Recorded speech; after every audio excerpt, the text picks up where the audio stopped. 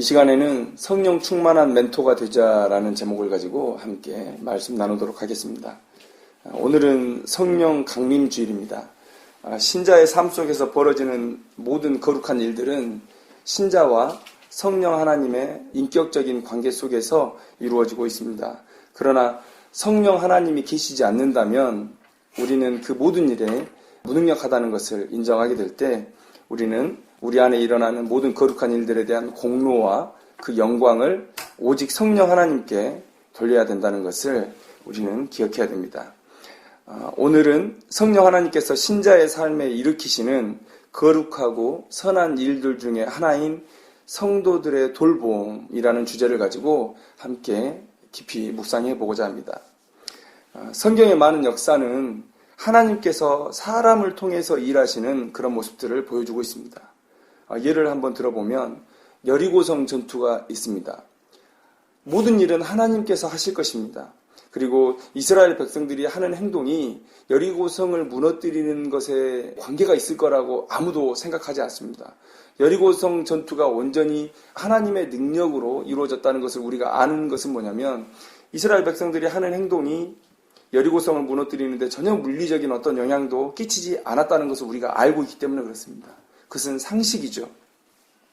그런데 하나님께서 이스라엘 백성들에게 조금은 황당한 그런 명령을 내리셨던 그 이유는 무엇일까?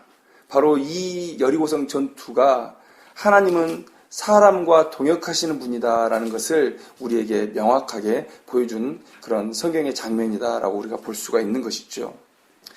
하나님은 사람에게 관심을 갖고 계시고 또 하나님의 일의 대부분은 곧 사람을 준비시켜서 그 사람을 통해서 역사하시는 것입니다. 그런데 잠언 27장 17절의 말씀을 보면 철이 철을 날카롭게 하는 것 같이 사람이 그의 친구의 얼굴을 빛나게 하느니라. 이 말씀을 통해서 우리가 알 수 있는 것은 무엇입니까? 하나님은 사람을 통해서 일하시는데 그 사람을 통해서 일하시기 위해서 그 사람을 준비시키는 일도 또한 사람을 통해서 하신다라는 것을 오늘 잠언 말씀을 통해서 우리는 알 수가 있다는 것이죠.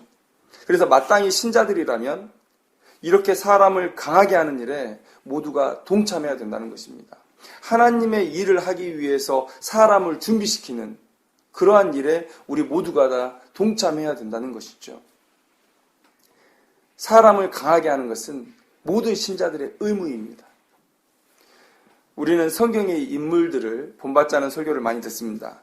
이런 설교를 들을 때마다 우리는 그 믿음과 헌신에 있어서 도저히 범접할 수 없는 믿음의 사람들을 바라보면서 좌절하게 되죠. 그러나 한편으로는 성경의 저자 되시는 성령님께 우리가 참 감사하게 돼요. 왜냐하면 성경 속에서 참 많은 못난 사람들, 우리와 같은 사람들을 사용해 주셨다는 것이죠. 그래서 우리로 하여금 하나님의 백성으로서 살 수 있는 그런 자신감, 소망을 주신 것입니다. 바울도 야고보도 쓰임받은 사람들이 지금을 살아가고 있는 우리와 성정이 같은 사람이라는 것을 우리에게 강조해주고 있습니다. 예수님께서 12사도를 부르셨죠. 모두 한결같이 예수님의 부르심에 단번에 순종을 했습니다. 야, 나라면 저럴 수 있을까? 저라면 그렇게 못했을 것 같아요.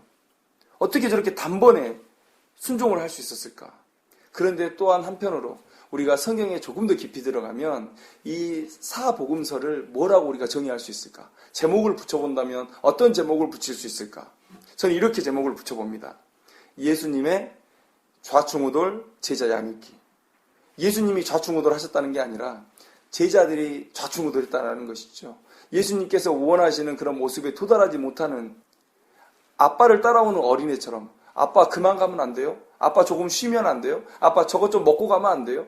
그렇게 얘기하는 것처럼 제자들의 모습들이 보인다라는 것이죠. 성경 속에서 연약한 사람들을 또한 많이 발견하게 되죠. 마가 요한 어땠습니까? 선교 나갔다가 힘들어서 못 가겠는데요. 그리고는 떨어져서 돌아가 버리고 또 부자 청년 어떻습니까?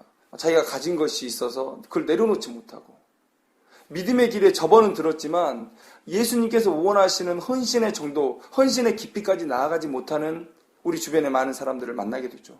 성경 속에서 만나고 또 우리 주변에서 만나게 된다는 것입니다. 이렇듯 신자들 중에는 구원의 감격이나 영적인 어떤 흥분도 없이 그저 맹숭맹숭 살아가는 사람들도 있고, 또 어떤 사람은 큰 감격에 사로잡혔다가도 금세 식어서 사명의 길에서 돌이키는 사람들도 많이 보게 됩니다. 이런 사람들이 우리 주변에 많고, 또 나조차도 그런 사람이기 때문에 교회 안에서 서로가 서로를 세워주는 그런 성령의 역사가 필요하게 된다는 것입니다. 서두에서 하나님께서는 사람을 통해서 역사를 이루어가기를 원하신다고 말씀을 드렸습니다. 그리고 그 사람을 세우는 일 또한 사람들이 하기를 원하신다고 말씀을 드렸습니다. 예수님께서 12제자만을 두시고 승천하신 이유는 무엇일까요?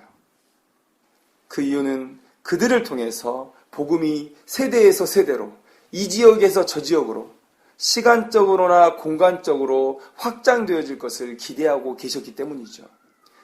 예수님께서 사람을 세우시고 사람에게 사람을 변화시킬 것을 맡기시고 승천하셨다라는 것입니다. 그래서 우리는 누구나 겪게 되는, 앞서 봤던 마가 요한이라든지 또 부자 청년이라든지 또 때때로 쓰러졌던 그런 제자들의 모습들, 성경에서 나타나는 많은 사람들의 모습들, 이렇게 누구나 겪게 되는 영적 침체나 혹은 당황스러움 앞에서 서로를 격려하고 위로하고 또 세워나가는 일이 필요하다는 것입니다. 무엇을 위해서 해야 됩니까? 바로 예수 그리스도의 복음을 위해서, 그리고 이 복음으로 인해서 영광을 받으실 그 예수님을 위해서 우리는 이러한 일들을 해야 된다는 것이죠. 자, 그러면 어떻게 그런 일이 가능한지, 오늘 성경 본문에서 나타나고 있는 자신에게 주어진 상황 앞에서 매우 당황해하고 있는 한 사람이 새롭게 힘을 얻어 사명을 감당하게 되는 이런 이야기들을 통해서 성도의 돌봄이라는 우리 모두의 의무를 다시 한번 생각해보는 그런 시간 갖기를 원합니다. 오늘 본문을 보면 마리아가 매우 당황한 한 사람으로 등장을 하게 됩니다. 6개월 전에 사가랴와 엘리사벳에게 아이를 가질 것임을 알려준 가브리엘이 이제 마리아에게 나타났어요. 그리고 지극히 높으신 이의 아들을 낳을 것이라고 말해줍니다. 너무나 영광스럽고 또 기쁜 일이 아닐 수 없습니다. 그러나 한편으로는 매우 당황한 것 또한 사실입니다. 물론 마리아가 천사에게 그 말씀대로 이루어질 것입니다 라는 믿음의 고백을 드렸고, 그녀의 그런 고백에 일말의 거짓도 없었던 것은 사실이지만, 분명하지만, 그러나 마음 한켠에는 당황스러움이 있었다는 것입니다. 그 증거를 좀 찾아볼까요? 34절 말씀에 천사가 은혜를 입었다, 네가 잉태하여서 아들을 낳을 것이다 라는 예언을 해주자 그가 그렇게 얘기해요. 내가 남자를 알지 못합니다. 그런데 어떻게 아이를 갖겠습니까?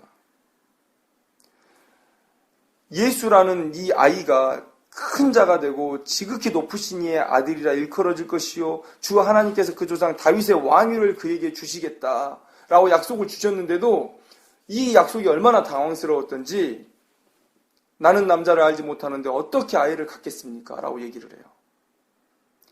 그리고 가브리엘이 35절에 하나님의 아들이다, 네가 낳을 자는 하나님의 아들이다 라고 다시 한번 말해주는 장면 속에서 이 마리아가 당황했다는 것을 알 수 있습니다.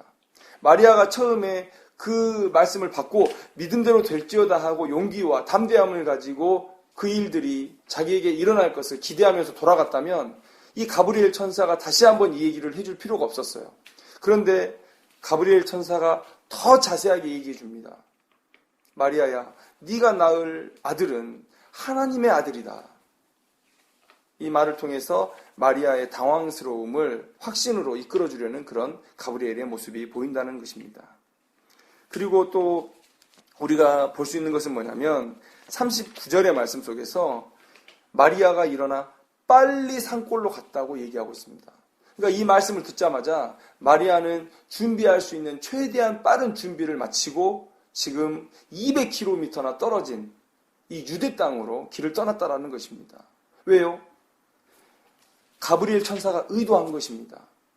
믿음으로 고백은 했지만 그러나 당황스러움 가운데 있는 그런 마리아에게 격려와 힘을 북돋워주기 위해서 36절에 가브리엘이 얘기합니다. 보라, 내 친족 엘리사벳도 늙어서 아들을 배웠느니라. 본래 임신하지 못한다고 알려진 이가 이미 6달이 되었나니 라고 얘기해주고 있습니다. 가브리엘 천사가 이렇게 말하는 의도는 무엇일까요? 너에게 준 이 약속이 성취될 것이다. 엘리사벳을 봐라. 너보다 훨씬 어려운 상황 가운데 이미 60세가 넘어버린 그 엘리사벳이 지금 잉태를 했다. 그것을 가서 확인하면 너는 하나님의 약속이 너의 삶 가운데 성취될 것이라는 것을 확신할 수 있을 것이다. 그래서 이 마리아가 그것을 확인하기 위해서 달려갑니다. 그 마음 가운데 뭐가 있었기 때문에 그럴까요? 당황스러움이 있었기 때문에 그래요. 이 큰 약속을 받은 자로서 당황스러움이 있었기 때문에 그렇다라는 것이죠. 그런데 우리가 오해해서는 안 됩니다. 이 당황스러움은 믿음이 없어서가 아닙니다. 성취를 신뢰하지 못해서가 아니에요. 하나님의 부르심의 특징 때문에 그렇습니다. 그래서 모든 신앙인들이 가지는 당연한 감정이라고 우리는 여겨야 된다는 것이죠.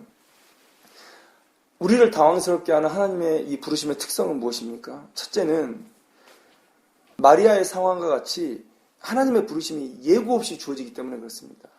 예고 없는 부르심이기 때문에 그래요. 29절에 처녀가 그 말을 듣고 놀랐다라고 얘기하고 있어요. 너무 갑작스러운 천사의 등장이고 하나님의 계시의 선포였다라는 것이죠. 하나님께서 우리를 찾아오시는 일들이 대부분 그렇습니다. 예고하고 찾아오시나요? 하나님께서 시내산에서 너희들과 만나겠다라고 예고를 하신 적이 있습니다. 그리고 아브라함에게 이삭을 주시겠다고 하실 때 그런 예고를 하신 적이 있어요.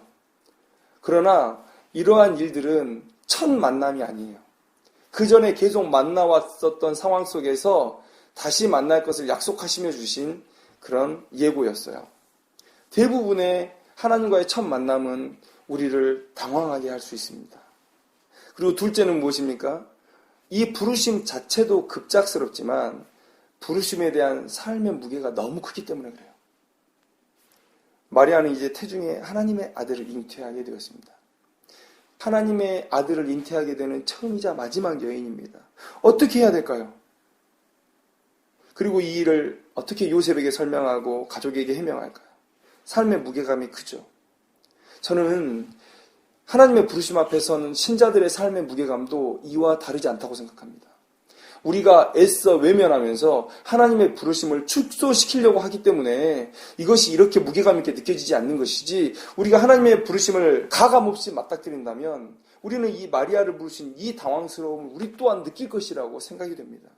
갈라디아서 5장 24절 말씀에 그리스도 예수의 사람들은 육체와 함께 그 정욕과 탐심을 십자가에 못 박았느니라. 우리가 그런 사람들이거든요. 육체, 그 정욕, 그 탐심을 십자가에 못 박고 오직 하나님의 요구가, 하나님의 뜻이 내 삶 가운데 이루어지게 살아가는 사람들이죠. 이 삶을 우리가 가감없이 받아들이고 하나님의 요청을 우리가 들을 수 있다면 이 마리아와 다를 바 없는 삶의 무게감으로 우리는 하나님의 명령을 대할 수 있다는 것이죠. 당황스러울 것입니다. 하나님의 부르심의 특성이 이러하기 때문에 우리는 당황스러울 수밖에 없다는 것이죠. 제자들의 모습 한번 생각해 보십시오. 사람을 낚는 어부가 되라고 해서 따라 나섰습니다. 그 다음을 깊이 있게 생각 안 해봤어요. 아마 깊이 있게 생각하지 않았으니까 따라 나설 수 있었을 거라고 생각을 합니다. 계산했다면 그들이 따라 나설 수 있었을까? 마태복음을 보면 예수님을 따를 때 자신의 삶의 질을 생각했던 사람, 혹은 아버지의 장례를 걱정하던 자들은 다 실패했습니다. 계산하면 실패해요. 그래서 야, 내가 너희들을 사람을 낚는 어부가 되게 할게, 나를 따라 라고 부르시는 그 예수님에게 그 다음을 생각하지 않고 그 예수님을 따라 나설 수 있었다는 거예요. 그런데 3년을 꼬박 따라다니고 나서 그들의 삶의 마지막은 어떠했습니까? 순교였습니다. 순교. 이게 부르심에 대한 삶의 무게입니다. 삭개오 어땠습니까? 선생 되신 예수를 보기 위해서 나무 위로 올라간 것밖에 없는데 예수님께서 자기를 부르셨고 오늘 너희 집에 유하겠다라고 약속하셨어요. 그리고 가신 이후에 삭개오의 삶의 무게가 어땠습니까? 물론 그가 기쁜 마음으로 기꺼이 드렸지만 자신이 속여 빼앗은 것을 4배를 물어주는 쉬운 삶의 무게가 아니죠. 우리가 만약에 하나님의 부르심 앞에 정말 가감없이 맞닥뜨릴 수 있다면 이 무게가 얼마나 무거운지, 얼마나 큰지를 알게 될 것입니다. 마리아가 맞닥뜨린 현실, 그것만한 삶의 무게로, 충격으로 우리 가운데 다가온다라는 것이죠. 곧 이 마리아의 당황스러움은 모든 신자들이 겪을 수 있고 또 겪어야만 하는 당황스러움입니다. 그래서 우리는 이 마리아가, 이 당황스러워하는 이 마리아가 어떻게 이 상황들을 극복했을까? 그 사실에 주목해보고 싶은 거예요. 왜요? 우리가 다 경험해야 되니까. 자, 마리아가 당황스러움을 이겨내고 하나님의 아들을 잉태하고 출산하고 양육하는 이 엄청난 사명을 받아들이고 또 순종할 수 있었던 그 이유는 무엇인가? 바로 성령 충만한 두 명의 사람들을 만났기 때문입니다. 첫째는 세례 요한입니다. 아직 세례 요한은 태어나지 않았습니다. 그러나 메시아의 어머니를 위해서 놀라운 일을 이루었죠. 왜 세례 요한은 모태로부터 성령의 충만함을 받아야 됐을까요? 태어나서 성령의 충만함을 받으면 안 될까요? 어린 시절에 그가 할 일이 뭐가 있다고 그 모태로부터 성령의 충만함을 받아야 됐을까요? 바로 오늘의 사건 때문입니다. 성령이 이 땅에 오신 이유를 우리가 생각해 보십시오. 바로 예수 그리스도를 증거하고 그를 영광스럽게 하기 위해서 이 땅 가운데 오신 것입니다. 바로 이 시점이 세례 요한이 모태에서부터 성령 충만해야 했던 이유죠. 그는 이미 어머니의 태중에서 예수 그리스도의 길을 예비하는 사역을 시작했기 때문에 그렇습니다. 세례 요한이 성령의 충만함 속에서 복중에서 뛰놀았기 때문에 그의 어머니 엘리사벳이 마리아의 복중의 아이와 그 어머니를 축복할 수 있었다는 것이죠. 그로 인해서 마리아는 담대함을 얻어 사명자의 길을 걸어갈 수 있게 된 것입니다. 이것이 마리아의 확신을 위한 여호와 이레의 사역이었어요. 왜 세례 요한이 태중에서 성령의 충만함을 받아야 됐을까? 바로 오늘의 이 사건 때문에 그렇습니다. 마리아를 확신 가운데 그의 사명을 감당하게 하기 위한 하나님의 여호와 이레의 사역이었던 것이죠. 바로 이 세례 요한을 만나고 마리아가 확신 가운데 그의 사명을 받아들일 수 있었다라는 것이죠. 그의 마음을 진하게 억누르고 있었던 그 당혹스러움을 치워버릴 수 있었다라는 것이죠. 두 번째 사람은 누구입니까? 바로 오늘 성경 41절의 말씀에 엘리사벳도 성령의 충만함을 받아 예언했다고 말씀하고 있습니다. 성령의 충만함이 무엇입니까? 우리가 성령의 충만함을 너무 즉 자기를 잊는 상태로 생각하는 경향이 있어요. 황홀경을 먼저 생각합니다. 그건 잘못됐다고 생각해요. 아까도 말씀드렸지만 삼위 하나님의 사역은 인격적인 사역이에요. 만약에 하나님께서 우리의 인격을 무시하고 우리의 의지를 무시하고 휘감아서 사역을 일으켰다면 하나님께서 굳이 에덴 동산에서 아담과 하와를 창조하신 이후에 그들에게 자유의지를 주실 이유가 없었어요. 하나님은 우리의 자발적인 헌신, 우리의 자발적인 헌신을 원하신다는 것이죠. 제사가 아닌 마음을 원하신다는 것이죠. 여기서 엘리사벳이 눈을 뒤집고 자기를 잃은 상태에서 예언했다고 볼 수 있는 장면이 없습니다. 그런 근거가 없다는 것이죠. 그렇다면 엘리사벳의 성령의 충만함은 무엇입니까? 시점을 한번 보십시오. 시점. 세례 요한이 성령의 충만함 속에서 뛰어노는 것을 느낀 이후에 엘리사벳은 성령의 충만함을 받았다고 얘기하고 있습니다. 여인은 복중에 있는 자기 아들의 움직임이 심상치 않음을 느꼈을 것이에요. 평소보다 더 격렬했으나 아이가 위험하다고 생각은 들지 않는 매우 경쾌한 움직임, 마치 춤을 추는 듯한 아이의 움직임을 느꼈을 것입니다. 이를 통해서 엘리사벳은 세례 요한의 탄생 때부터 예언된 아들의 사명을 기억했을 겁니다. 그리고 이 엘리사벳은 명확히 하나님께서 계시하신 그 사명을 수행하게 됐죠. 앞에서 저는 이렇게 말씀드렸습니다. 성령의 사역은 우리와의 협동으로 이루어지지만 성령이 없으면 이루어질 수 없다는 점에서 모든 일은 성령의 공로이고 성령의 영광이다라고 말씀을 드렸습니다. 오늘 이 본문 속에서도 마찬가지예요. 성령께서 지금의 이 모든 상황을 주장하셔서 엘리사벳의 사명을 행하게 하셨다라는 것이에요. 엘리사벳이 지금 하나님의 뜻에 지배되어서 사역하고 있고 바로 이 상황이 성령 충만에 대한 묘사라는 것이죠. 성령의 충만함의 정도는 내가 황홀경에 빠지는 정도, 내가 방언을 얼마나 능숙하게 하는 정도, 그것이 아닙니다. 얼마나 내가 하나님의 뜻에 지배되어서 살아가고 있는가, 내 사역 가운데 얼마나 하나님의 뜻이 이루어지고 있는가, 이것이 바로 성령 충만함의 척도라는 것이죠. 제임스 패커는 자신의 책 성령을 아는 지식에서 성령의 은사가 강조되고 윤리적인 면이 강조되지 않는 현실을 통탄하면서 하나님의 뜻을 따르지 않는 이 현실, 이 성도들의 현실을 비판했다라는 것이죠. 즉 하나님의 뜻대로 사는 삶이 훨씬 더 중요한데 지금의 상황은 그렇게 흘러가지 않는다는 것을 이 제임스 패커가 비판한 것입니다. 대단한 통찰이 아닐 수 없죠. 소위 성령 사역을 하는 은사 중심의 교회에 분쟁이 더 많이 일어나고 그런 교회의 사역자들이 권력을 휘두르는 경우가 많이 있습니다. 성령이 충만하다면 왜 그런 일들이 일어날까요? 이러한 오해들을 딛고 우리가 엘리사벳, 이 성령 충만한 엘리사벳을 본다면 진정한 성령 충만한 자의 모습을 우리가 발견할 수 있습니다. 엘리사벳은 성령 충만한 사람이었죠.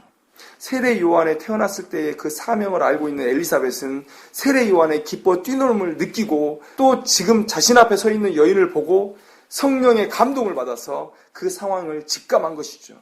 그리고 성령 하나님의 인도하심 따라서 성령께서 자신에게 명하신 일들을 수행하고 있는 겁니다. 그것이 무엇입니까? 마리아를 향해서 내 주의 어머니라고 고백하고 축복함으로 마리아의 당황스러운 심정을 해결해주고 사명자의 길을 가게 한 것. 이것이 엘리사벳을 성령 충만했다라고 표현한 이유가 되는 것입니다.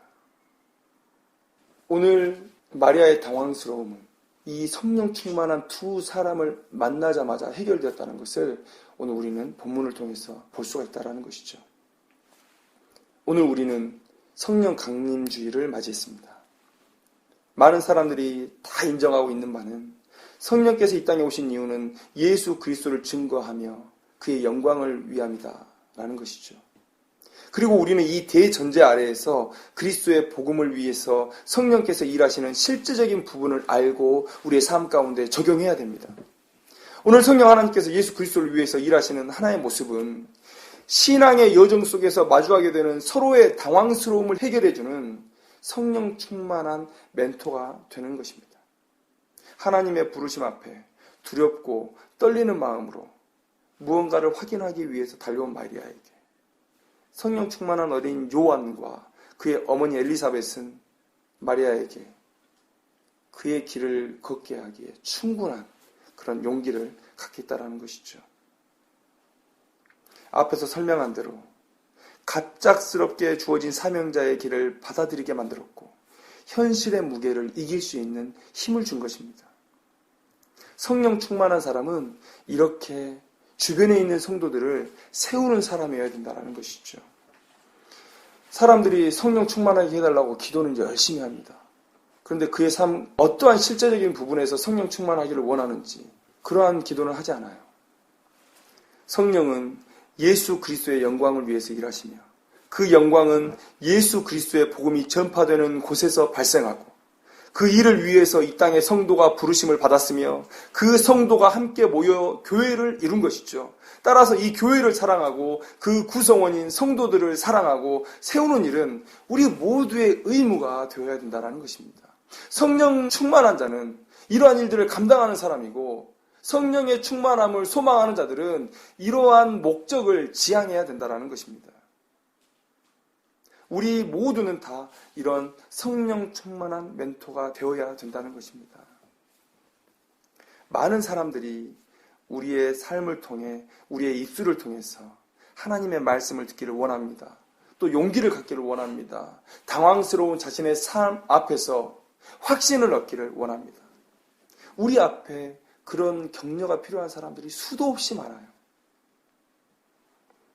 설교를 마치면서 제가 실제 있었던 일 하나를 말씀드리고 싶습니다. 모 교회 중고등부 목사님의 간증인데 교회를 잘 출석하던 아이 하나가 어느 날 예배 한번 빠졌답니다. 한 번은 그럴 수 있지라고 생각했어요. 두 번째 주도 빠졌고 세 번째 주도 빠졌는데 다른 일들 때문에 바빠서 찾아가지 못했습니다. 만나지 못했습니다. 한 달이 지난 이후에 이제 신방을 해야겠다라고 생각을 했는데 그 아이가 극단적인 선택을 했다라는 소식이 그 친구들을 통해서 들려왔습니다. 지금 우리 주변에는요, 매우 급박한 위협 가운데 놓여있는 사람들이 많이 있습니다. 지금 내가 성령 충만한 멘토가 되겠다고 결단하고 그 사명을 시작한다면 내 주변에 있는 많은 사람들이 삶의 힘과 소망을 얻을 수 있다는 것이죠. 새 생명을 얻을 수 있습니다. 이 시간 우리는 이렇게 기도했으면 좋겠습니다. 내가 여기 있습니다. 나를 보내소서. 이렇게 기도한 이사야의 마음으로 내 옆에 하나님의 말씀과 위로와 격려와 상담이 필요한 사람들을 만나게 하시고 내가 그들에게 보낸 하나님의 성령 충만한 멘토가 되어서 이 땅에서 그들이 감당해야 할 하나님의 사명을 힘있게 감당하도록 격려하게 해달라고 그렇게 기도하는 사람들이 되었으면 좋겠습니다. 이런 삶을 결단하는 모든 성도님들에게 누가복음 11장 13절의 약속처럼 가장 좋은 선물 성령 하나님을 넘치도록 부어주실 줄로 믿습니다. 기도하겠습니다.